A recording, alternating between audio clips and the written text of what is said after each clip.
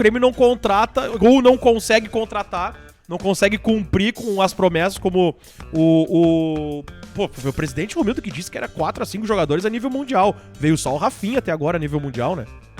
Que ele nem queria. Que não queria. Mas isso é outro assunto. Vamos lá. Post da Fox no dia 3 de maio, meio-dia e 12, lá no Twitter oficial da Fox Brasil. Maiores dívidas do Brasil. É do maior para o menor, tá? Vamos lá então. Atlético Mineiro, 1 bilhão e 200 mil. Ganhou o quê nos últimos 5 anos? Cruzeiro, 962 milhões e meio. Ganhou o quê nos últimos 5 anos? 2 Copas do Brasil. É isso, né? Se eu não tiver... Me ajudem se eu tiver errado, tá, gurizada? Corinthians, 949 milhões e 200 mil. Ganhou o quê nos últimos 5 anos? Botafogo, 946 milhões. Ganhou o quê nos últimos 20 anos? Inter, 882 milhões. É a quinta maior dívida do Brasil. Ganhou o quê nos últimos 5 anos? Bom, era onde eu queria chegar. O Grêmio não tá nessa lista aqui. Ele tem dívida, sim, o Grêmio tem dívida. E essas dívidas aqui não tá explicado, mas são dívidas a longo prazo, tá, gente? Isso aqui não é pra o ano que vem, tá?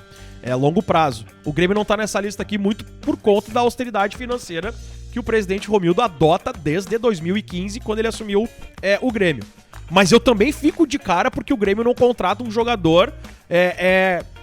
um jogador de nome, como foi Tardelli numa outra temporada, como foi o Marinho, que a gente quis, né? Tanto o Marinho e jogadores que não deram certo. Mas uma coisa que eu tento deixar claro pra galera que escuta quando eu tô falando sobre isso, é os números do Grêmio,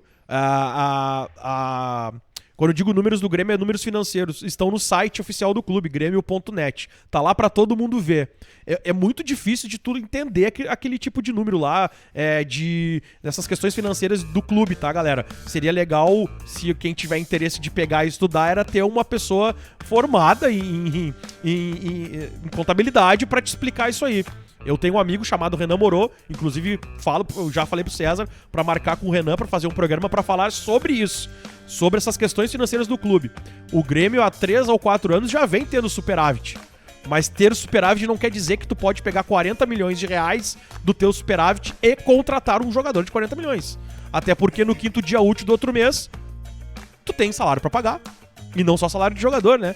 É salário de jogador, é salário de funcionários comuns que o clube contrata. Então não é por aí. E eu falo isso não é pra defender o Romildo, não é isso, cara. Eu tô falando isso aqui pra defender a entidade Grêmio, que é o que o presidente Romildo faz. Mas eu concordo com vocês que tá faltando a gente ter...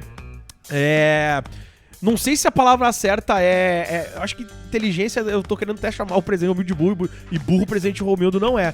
Mas tá faltando o Grêmio ser mais rápido numa contratação. Tá faltando, e aí é uma opinião minha, eu acho que o malandro, talvez. Malandro e um planejamento mais a longo prazo, porque tu não pode esperar acabar quase a temporada como foi esse ano pra renovar o contrato do Renato, sem saber se realmente o Renato ia ficar, e não ter jogador já na manga.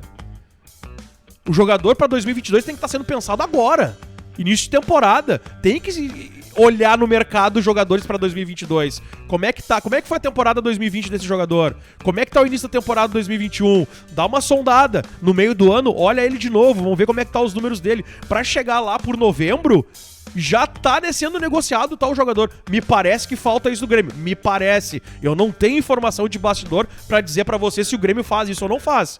Isso aí é uma pergunta que a gente pode fazer pro presidente Romildo, se a gente conseguir marcar uma entrevista com ele, ou pro agora diretor de futebol, Marcos Herman, que era um dos diretores financeiros do Grêmio. Então, assim, eu também fico chateado por conta de não chegar esse jogador titular.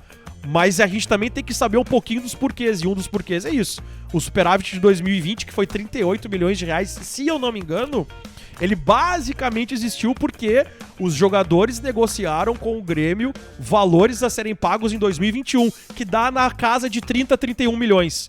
Cara, os números do Grêmio estão no site, galera. É só tu entrar lá no site, baixar o PDF e aí encontrar um amigo teu que seja contador, que entenda pra explicar pra vocês. É basicamente isso, cara, porque é um assunto que 2 horas de programa com o Renan aqui é pouco pra falar sobre isso. A gente até falou com o Renan, né, mas por questões do trabalho, enfim, questões pessoais, ele não conseguiu ainda atender a gente pra poder fazer um programa com tempo, né, pra poder conversar e tudo mais, mas logo mais isso deve acontecer. O Renan é um grande cara, sempre atendendo a gente muito bem. E venham assistir o programa quando o Renan vier, meu. Ele sabe. E ele é torcedor como nós, tá? Ele não é um cara formado em contabilidade, mas ele é um cara que pegou lá o PDF lá no site e, cara, esmirilhou, como a gente fala aqui no Rio Grande do Sul, né? Sim. Pegou pra estudar e foi pra dentro. Tanto que Marcos Herman, que já participou de alguns programas aqui na rádio, elogiou ele ao vivo. Pô, e é o cara que é diretor financeiro do clube. Era na época, né? E aqui, gurizada, até eu puxei o tweet que o Mário citou antes, tá? Tá na tela pra vocês. Eu fui, na verdade, alternando telas aqui enquanto o Mário falava, mas aqui é interessante, né? Números pra gente analisar, né? Atlético Mineiro, 1,2 bilhões. O Cruzeiro, quase 1 bilhão, né? 962. Corinthians, um pouquinho abaixo também o Botafogo. E aí vem uma lista, né? Com o co-irmão aqui, né? 882 milhões de dívida. O Vasco, 830 milhões. A dupla Fla-Flu, com 680 e 649 milhões. E terminando a lista, São Paulo e Palmeiras, 575 milhões e 565 milhões. Esse é um tweet da Fox Sport Brasil